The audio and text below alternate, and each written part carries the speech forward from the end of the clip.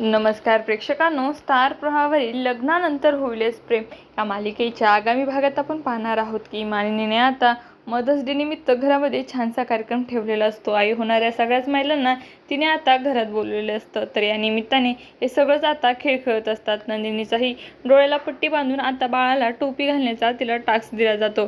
तर नंदिनीने त्या बाळाच्या डोक्यावर बरोबर टोपी काढलेली असते, पण स्वतःच्या बाळाचा विचार करत आता तिच्या डोळ्यात अश्रू येतात, कारण कुठेतरी राहून तिला आता तिच्या बाळाची आठवण येत असते। कारण एवढं सगळं करून ती आई होणार असते, पण मात्र पुन्हा एकदा तिच्या आनंदाला दुःखाचा मार्ग लागला आहे। एवढंच नव्हे तर मानिनीने सगळ्यांसाठी गिफ्ट आणलेले असतात, पण मात्र तेव्हा नंदिनीची वेळ गिफ्ट संपलेले असतात। मानिनी म्हणते, अगं नंदिनी, मी मोजून गिफ्ट आणले होते, एक कसं काय कमी पडलं कोणाचं ठाऊक। तर मित्रांनो, आजचा एपिसोड खूपच इमोशनल दाखवला आहे। सगळ्यात जीवा नंदिनी त्यांच्या बाळाचं दुःख कसं लपवतात हे आपल्याला पाहायला मिळालं। तुम्हाला जर आपला व्हिडिओ आवडला असेल तर चॅनलला लाईक, शेअर आणि सबस्क्राईब करायला विसरू नका। धन्यवाद।